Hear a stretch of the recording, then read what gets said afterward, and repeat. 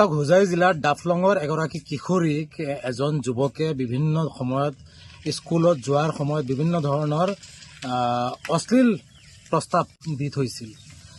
পৰৱৰ্তী সময়ত সেই হিন্দু সম্প্ৰদায়ৰ বিহাৰী যুৱকজনে এই কিশোৰীগৰাকী বিভিন্ন ধৰণৰ প্ৰবঞ্চনাৰে মে মাহৰ 17 তাৰিখত এই কিশোৰীজনক জোৰ জুলুম কৰি লৈ যায়।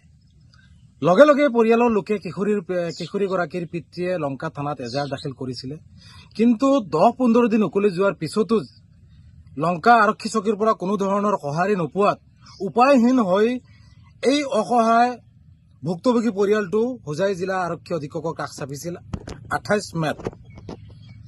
আৰক্ষী অধীক্ষকৰ কাষ চপাৰ পিছতো আজিৰ দিন পৰ্যন্ত এই অসহায় ভুক্তভোগী পৰিয়ালটোৱে কোনো ধৰণৰ সঁহাৰি নোপোৱাত আমাৰ কাষ চাপিছিল, অৰ্থাৎ আমচুৰ কাষ চাপিছিল।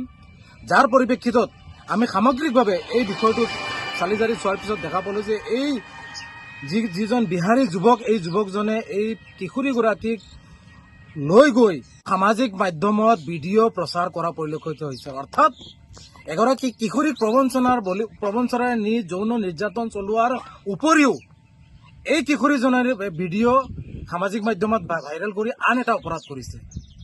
আৰক্ষীয়ে আজি 1.5 মাহ উকলি যোৱাৰ পিছতো এই অপৰাধীটোক কৰায়ত্ব কৰিব পৰা নাই, গ্ৰেপ্তাৰ কৰিব পৰা নাই। গতিকে অতি শীঘ্ৰে এই বিহাৰী যুৱকজনক গ্ৰেপ্তাৰ কৰিব লাগে। কাৰণ আমি দেখা পাইছোঁ যে বিগত প্ৰায় 2.5-3 বছৰৰ পৰা হোজাই জিলাৰ বিভিন্ন প্ৰান্তত একাংশ বিহাৰীৰ দপদপনি বৃদ্ধি পাইছে। কাৰণটো কি? আৰু এই ধৰণৰ ভয়ংকৰ অপৰাধ কৰাৰ পিছতো এই নিৰ্দিষ্ট বিহাৰী যুৱকজনৰ প্ৰতি কিহৰ প্ৰীতি? গতিকে স্পষ্টভাৱে আমি দাবী জনাব বিচাৰিছোঁ, চৌহান উপাধিৰ যিজন যুৱক, এই যুৱকজনক অতি শীঘ্ৰে গ্ৰেপ্তাৰ কৰিব লাগে। যেনেধৰণে আমি স্পষ্টভাৱে অভিযোগ কৰি থৈছোঁ যে এনেধৰণৰ অপৰাধীবোৰ যদি হুছেইন আলী হলহেঁতেন কেতিয়াবা গ্ৰেপ্তাৰ কৰি জেললৈ প্ৰেৰণ কৰিলে হয়। গতিকে আমি স্পষ্টভাৱে কৈছোঁ যে এনেধৰণৰ ভয়ংকৰ অপৰাধ কৰা অপৰাধী যোনেই নহওক কিয় প্ৰীতি নকৰি এই চৌহান নামৰ হিন্দু যুৱকজনক গ্ৰেপ্তাৰ কৰিব লাগে।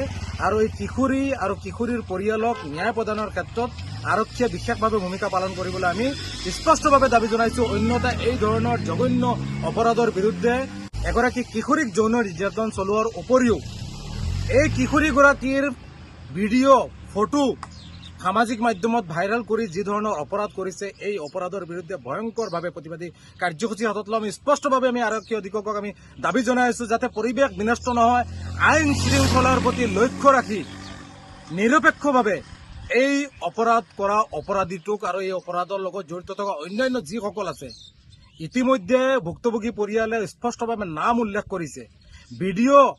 এই অপৰাধীয়ে নিজৰ একাউণ্টত ছোৱালী আৰু এই অপৰাধীৰ ভিডিঅ' ভাইৰেল কৰাৰ পিছতো অপৰাধীক গ্ৰেপ্তাৰ কৰিব পৰা নাই। গতিকে আইন শৃংখলা যাতে বিনষ্ট নহয় তাৰ প্ৰতি লক্ষ্য ৰাখি এখন শান্তি শৃংখলাৰ মাজেৰে যাতে আমি বসবাস কৰিব পাৰোঁ আৰু এনেধৰণৰ একাংশ বিহাৰীয়ে যাতে অপ্ৰীতিকৰ ঘটনাৰে হোজাই জিলাখনত অশান্তিময় পৰিৱেশৰ সৃষ্টি কৰিব নোৱাৰে তাৰ প্ৰতি লক্ষ্য ৰাখি আৰক্ষীয়ে কঠোৰ পদক্ষেপ লৈ অতি শীঘ্ৰে এই অপৰাধীটোক গ্ৰেপ্তাৰ কৰি এই ভুক্তভোগী পৰিয়ালটোক ন্যায় প্ৰদানৰ ক্ষেত্ৰত নিজৰ দায়িত্ব আৰু কৰ্তব্য পালন কৰিবলৈ আমি স্পষ্টভাৱে দাবী জনাইছোঁ। অন্যথা আগন্তুক দিনত ইয়াতকৈ ভয়ানকভাৱে প্ৰতিবাদী কাৰ্যসূচী হাতত ল'বলৈ বাধ্য হ'ম। মোৰ ছোৱালী লৈ গ'ল এই বিকাশ চৌহানে লৈ গ'ল। মই লংকা থানাত কেছ কৰিছোঁ। কৰাৰ পিছত সিহঁতে কোনো গুৰুত্ব দিয়া নাই। মই 10 দিনমান দৌৰিছোঁ। 10 দিনৰ পিছত সি থানাই কয় তই ইমান উৎপাত কৰিব নালাগে, তই চুপচাপ বহি থাক, তোৰ ছোৱালী এনে 1 বছৰ পিছত ওলাব। তই বেছি উৎপাত কৰিলে তোৰ কিজন ঝামেলা হৈ যাব পাৰে। ছোৱালীৰ বয়স 17 বছৰ। মই হিমন্ত ছাৰক এইটো মই জনাই আছোঁ, মই দুখীয়া মানুহ কিয় ন্যায় নাপাওঁ, ইমান নাপালে কি ছোৱালী লৈ গ'ল। মই দুখীয়া মানুহ দৌৰি আছোঁ আজি 1 মাহৰ পৰা, 1 মাহ 10 দিন হৈ গ'ল। দৌৰি আছোঁ মই কোনো ন্যায় পোৱা নাই। মই SP ছাৰকো জনাইছোঁ, SP ছাৰক কোনো গুৰুত্ব দিয়া নাই মোকে। নিদিয়াৰ পিছত আজি মই সংগঠনৰ ওচৰত আহিছোঁ, সিহঁতৰ সহায় লৈছোঁ। হিন্দু মুছলিম যোনে আছে মোৰ সহায় কৰি পেলাই মোৰ ছোৱালীটো উদ্ধাৰ কৰি দিয়ক। আপোনাৰ ছোৱালীক কোনে লৈ গৈছে? এই বিকাশ চৌহানে লৈ গৈছে। তেওঁৰ ঘৰ ক'ত? এই চিলিকি চেংচিং বিলত। আপুনি আৰক্ষীক এজাহাৰ দিয়াৰ পিছতো কোনো সহায় পোৱা নাই? সহায় পোৱা নাই মই। এতিয়া আপোনাৰ দাবীটো কি হ'ব? দাবীটো মোৰ ছোৱালী লাগে।